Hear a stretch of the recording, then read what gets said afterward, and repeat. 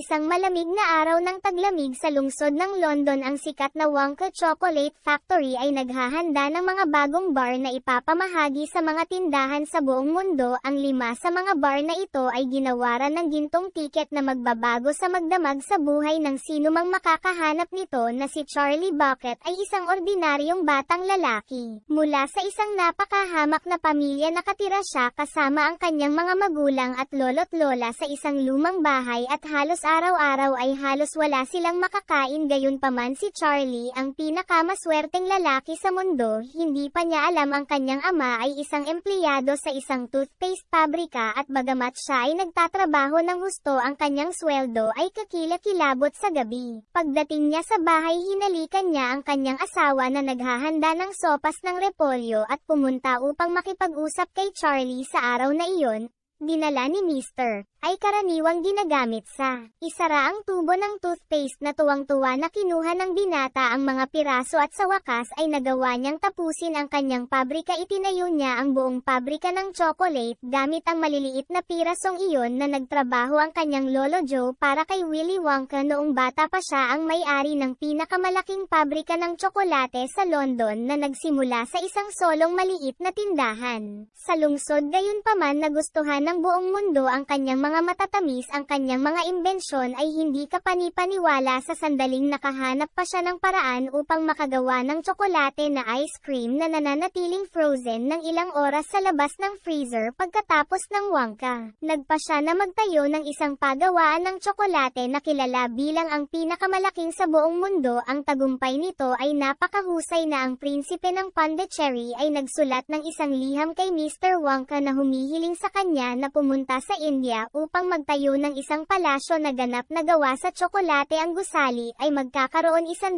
mga silid sa tulad ng ipinangako, kahit na ang mga brick at semento ay gawa sa tsokolate. Gayunpaman, sa lalong madaling panahon pagkatapos na ito ay nakumpleto ang nakakapasong araw ng rehiyon ay naging sanhi ng pagkasira ng palasyo sa London. Si Willy Wonka ay nagkaroon din ng kanyang sariling mga problema. Upang harapin ang kanyang mahusay na tagumpay ay nagsimulang gumawa ibang mga gumagawa ng tsokolate ay nagseselos at nagpadala sila ng mga especially iya upang nakawin ang kanyang mga recipe. Hindi nagtagal matapos magsimulang lumabas ang kanyang mga kakompetensya na may dalang ice cream na hindi natutunaw ng chewing gum na hindi nawala ang lasa nito at gumawa ng hindi kapani-paniwalang malalaking bola na nabigo sa pagkakanulo. Isang araw nang walang babala, pinaputok ni Wonka ang lahat ng kanyang mga empleyado at inanunsyo na isasara niya ang kanyang chocolate factory magpakailanman. Sa katunayan, ang lugar ay nanatiling sarado sa loob ng mahabang panahon, ngunit isang magandang araw ay lumabas muli ang usok mula sa mga chimenea at ang pabrika ay bumangon muli. Ngunit ito ay naniniwala na ang lahat ng mga empleyado ay pinalitan ng mga makina dahil wala pang nakakita ng isang solong tao na pumasok o lumabas doon muli pagkatapos ng hapunan.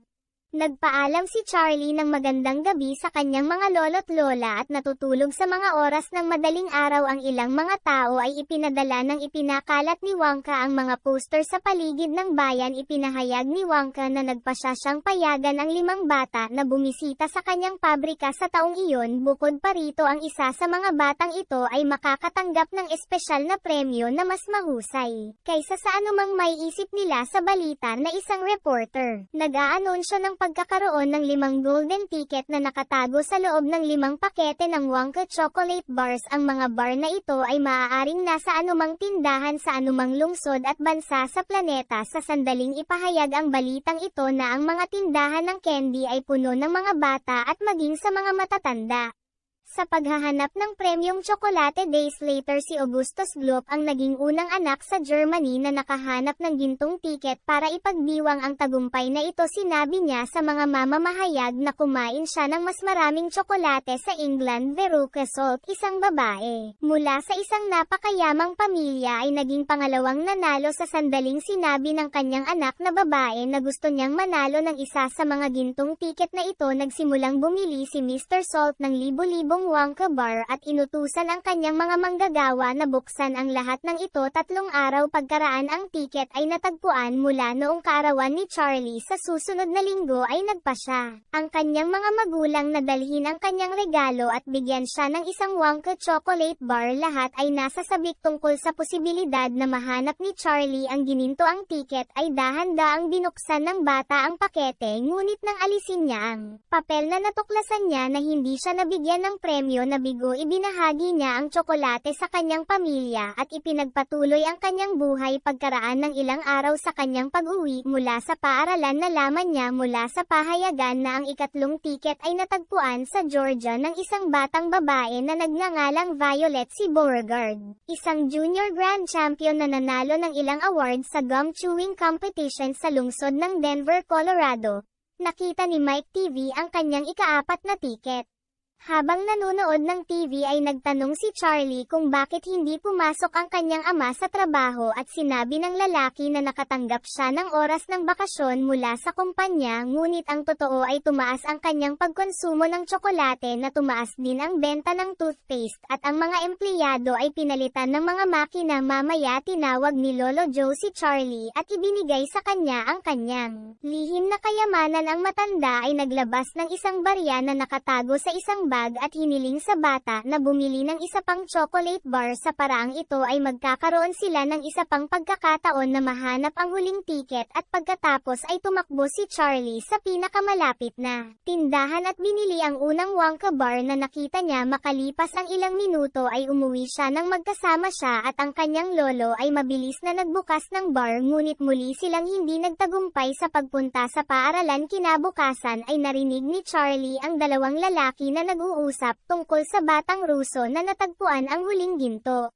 Tiket ng umagang iyon. Nang marinig niya ito ay nagpatuloy siya sa kanyang paglalakbay nang bigla niyang nakita ang isang $10 na perang papel na nakabaon sa nyebe. Pagkatapos kunin ang pera tumakbo ang binata sa isang tindahan ng candy at bumili ng chocolate bar. Sa kanya narinig ang isang babae na nagsasabi na mayroong balita sa mga pahayagan na peke ang imbitasyon ng batang Ruso. Nang buksan niya ang kanyang bar halos hindi makapaniwala si Charlie sa kanyang mga mata ay natagpuan na lamang niya ang huling gintong tiket. Ang ibang mga customer sa tindahan ay sinubukang bilhin ang imbitasyon ng bata ngunit pinayuhan ng tindero si Charlie.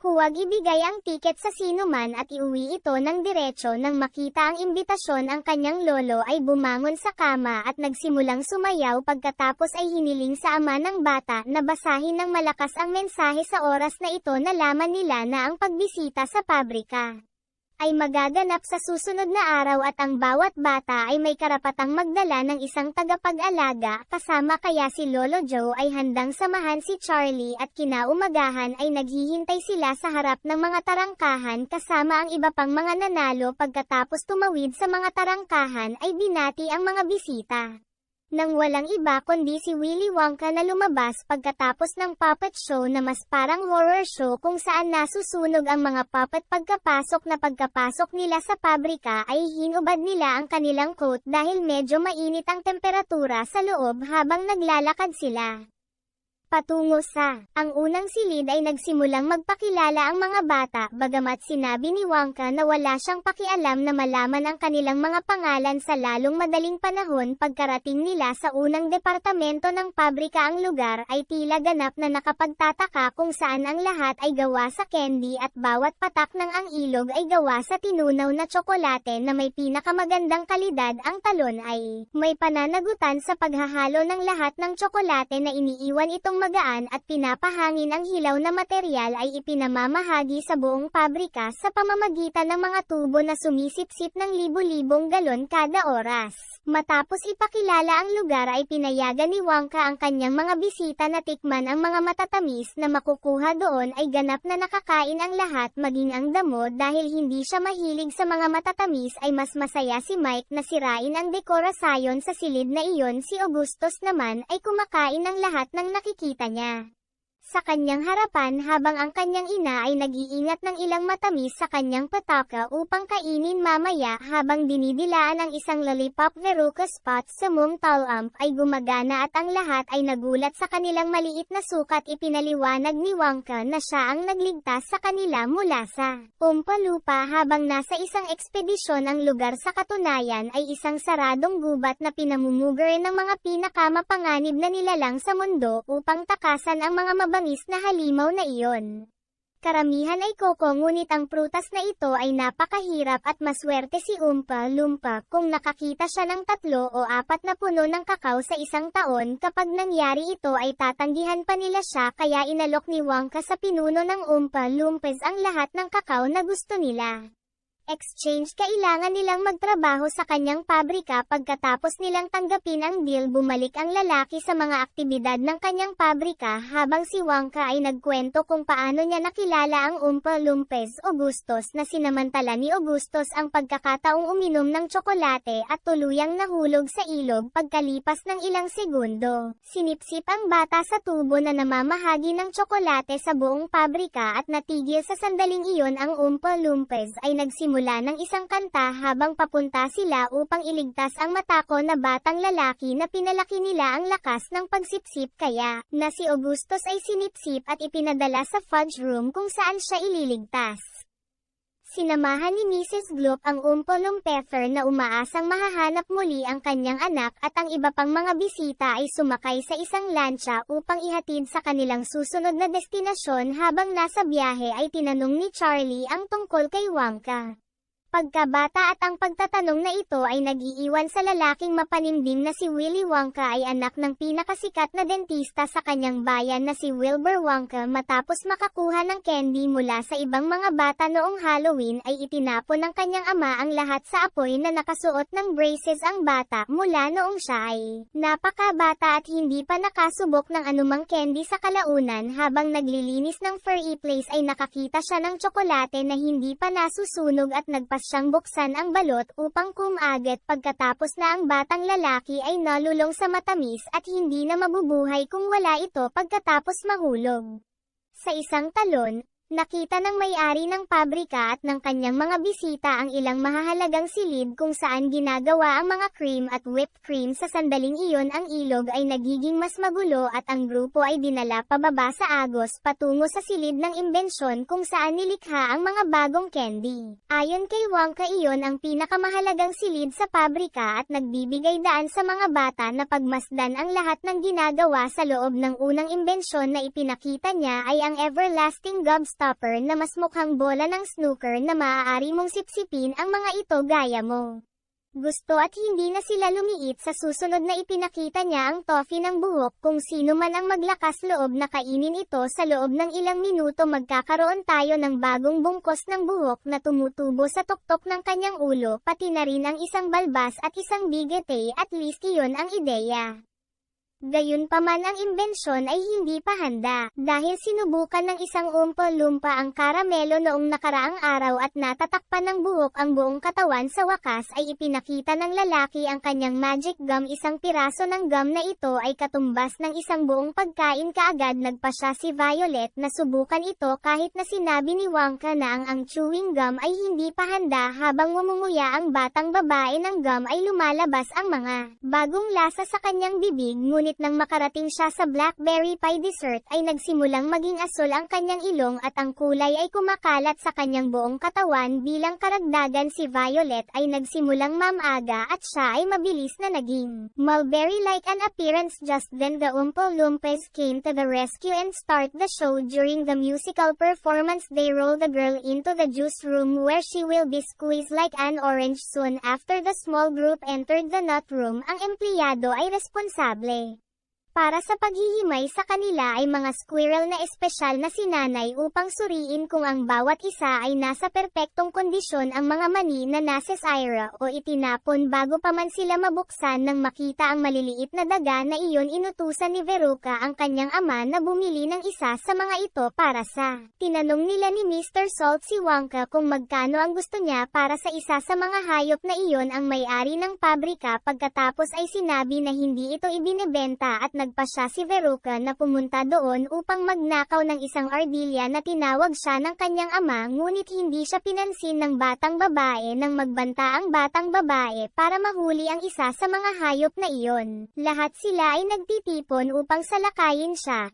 Hinayla ng mga squirrel si Veruca patungo sa basurahan at itinapon siya na parang isang spoiler nut. Pagkatapos ay bumalik ang mga daga sa trabaho at si Mr. Salt ay sumali sa Oompa Loompas upang iligtas ang batang babae, gayunpaman siya nauuwi sa kinukutya, isang ardilya, at nahulog sa basurahan chute. Upang samahan ang kanyang anak na babae, ang iba pang grupo ay pumasok sa isang elevator na maaaring maghatid sa kanila saan man sa pabrika na iyon. Ang elevator ay maaaring lumipat patagilid, pataas at pababa. Pindutin lamang ang isang pindutan at ang mga bisita ay dadalhin sa anumang silid sa ang paraan ng pagdaan nila sa Chocolate Mountain sa Cotton Candy Room kaagad pagkatapos nilang bisitahin ang Puppet Room sa Administration Center. Habang naglalakbay sila sa buong pabrika ay narinig ni Wonka na sinasabi ni Mike na ang lahat ng gawaing iyon ay walang kabuluhan dahil ang candy ayon sa kanya ay isang pag-aaksaya ng oras sa. Nasa sandaling iyon ay naalala niya ang sandaling natuklasan ng kanyang ama ang kanyang pagkahilig sa tsokolate at itakwil siya. Pagkatapos noon ay tumakas si Wonka sa bahay at nagplanong bumisita sa ilang bansa para maghanap ng pinakamagandang tsokolate na nasa elevator pa. Ay humingi ng pahintulot si Mike na pumili ng isang silid at kinuha ang grupo sa TV room. Pagpasok nila ay pinayuhan ni Wonka ang lahat na isuot ang kanilang salaming decolor at huwag tanggalin ang mga ito dahil ang liwanag na iyon ay maaaring makabulag sa kanila. Sa silid na iyon ay ang pinakabagong imbensyon ni Wonka, ang tsokolate telebisyon. Isang araw naisip niya na kung ang telebisyon ay maaaring hatiin ang isang larawan sa milyon-milyong maliliit na piraso at pagkatapos ay buuin muli ang mga ito, bakit hindi nito magawa ang parehong sa tsokolate? Ganito ang naging ideya niya sa pagdadala ng tsokolate sa pamamagitan ng TV. Si Mike bilang isang henyong siyentipiko ay nagdududa na ito ay posible, kaya nagpasya si Wonka na gumawa ng isang demonstrasyon na plano niyang magpadala ng isang bar ng tsokolate mula sa isang gilid ng silid patungo sa isa pa. Para sa eksperimentong ito, ang isang napakalaking bar ay kailangan habang binabawasan ng TV ang aktwal na laki ng mga particle pagkatapos ilagay ang tsokolate sa isang tunnel A.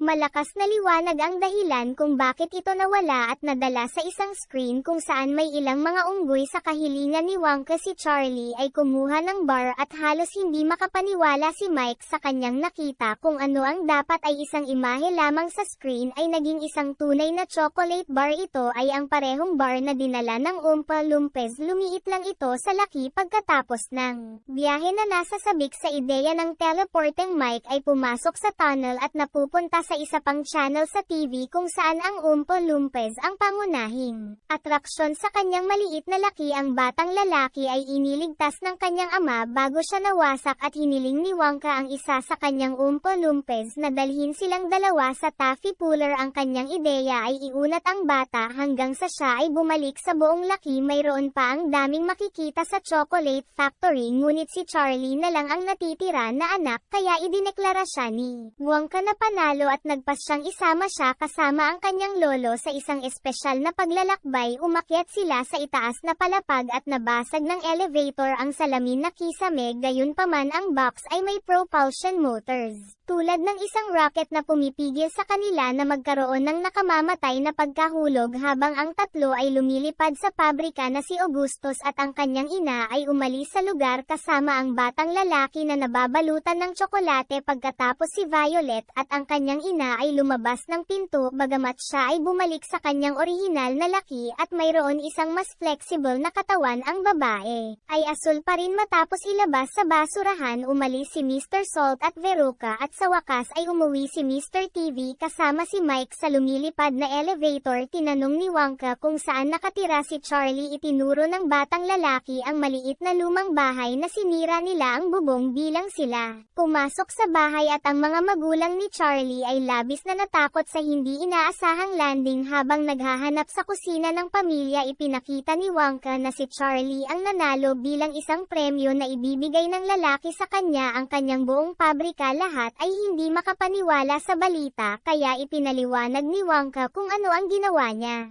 Desisyon. Ilang buwan na ang nakalilipas habang pinuputol ang kanyang buhok ay natagpuan niya ang isang hibla ng puting buhok sa kanyang balikat. Sa sandaling iyon napagtanto ni Wonka na tumatanda na siya at nagsimulang mag-isip kung sino ang kukuha sa lahat ng trabahong iyon kapag nagretiro na siya pagkatapos ng lalaki. Napagtanto niya na kailangan niya ng tagapagmana at gumawa ng pagpili upang mahanap ang perpektong tao. Mula sa sandaling iyon sa pagiging opisyal na tagapagmana ni Charlie at malapit nang kunin ang kontrol sa buong pabrika. Mula sa araw na iyon na ang batang lalaki ay pumunta at manirahan sa pabrika kasama si Wonka, ngunit hindi makasama ang kanyang pamilya. Nagpasya si Charlie na tanggihan ang panukala at sinabing hindi niya iiwan ang kanyang pamilya para sa lahat ng tsokolate sa mundo. Hindi ito inaasahan ni Wonka at nakita niyang kakaiba ang desisyon ng bata, ngunit nagpasya na igalang ito at umalis na umalis. Lahat ng pinsalang iyon. Sa likod ng susunod na umaga tinulungan ni Charlie ang kanyang mga magulang na ayusin ang butas sa bubong at si Lolo Joe ay gumugol ng buong araw mula sa kama sa pagtulong sa pag-aayos ng bahay sa mga susunod na linggo. Dating pinalitan siya, ang sitwasyon ay hindi kailanman napakabuti para sa pamilya ng Valdez. Sa kaibahan ay hindi rin masasabi para kay Willy Wonka. Sa isang sesyon ng therapy kasama ang isa sa mga Oompa Loompas na sinabi ng lalaki na mula nang marinig niya ang desisyon ni Charlie na abandonahin ang isang beses sa isang buhay na pagkakataon upang makasama ang kanyang pamilya, siya ay nakakaramdam ng kakilakilabot kaya ang kanyang candy ay lumalabas na hindi maganda kaya't nagpasya siyang bisitahin ang bata. Pinakinang ni Charlie ang sapatos ng isang customer at sa lalong madaling panahon natuklasan na ang lalaki ay si Willy. Tinanong ni Wonka ang binata kung ano ang ginagawa niya sa labas ng pabrika at ibinunyag ni Wonka na hindi maganda ang pakiramdam niya. Tinanong ni Charlie kung ano ang laban ng lalaki sa kanyang pamilya at sinabi ni Wonka na sa pangkalahatan ay hindi niya gusto ang mga magulang, dahil palagi nilang sinasabi kung ano ang kanilang dapat at hindi dapat gawin ng mga bata. Gayunpaman, nakumbinsi siya ni Charlie na ginagawa lamang ito ng mga magulang dahil gusto nila ang kabutihan ng kanilang mga anak. Pagkatapos ng pag-uusap ay nagpasya si Wonka na bisitahin ang kanyang ama at nag-alok ang bata na samahan siya. Pumasok sila sa elevator at inihatid sa bahay ni Dr. Wilbur. Pagdating doon ay nag-doorbell si Charlie. Pagkatapos sagutin ang pinto naniniwala ang lalaki na mga customer ito at pinapasok sila at tinasa niya ang mga ngipin ni Willy at nagulat na sinabi na nasa perpektong kondisyon silang lahat habang nakatingin. Sa paligid ng opisina, nakita ni Charlie ang ilang mga ulat ng balita na pinananatili ni Mr. Wilbur na pinuri nilang lahat si Willy Wonka at ang kanyang chocolate factory. Matapos masuri ang mga ngipin ng kanyang pasyente na nakilala ng dentista ang kanyang anak at natatakot silang niyakap. Ng araw ding iyon ay inulit ni Willy Wonka ang kanyang alok kay Charlie na tinanggap noong ang kondisyon na patuloy siyang maninirahan kasama ang kanyang mga magulang at lolo't lola. Sa huli ay nanalo si Charlie sa pabrika ng tsokolate, ngunit nanalo si Wonka ng isang bagay na mas mahalagang isang pamilya. Maraming salamat po sa panonood.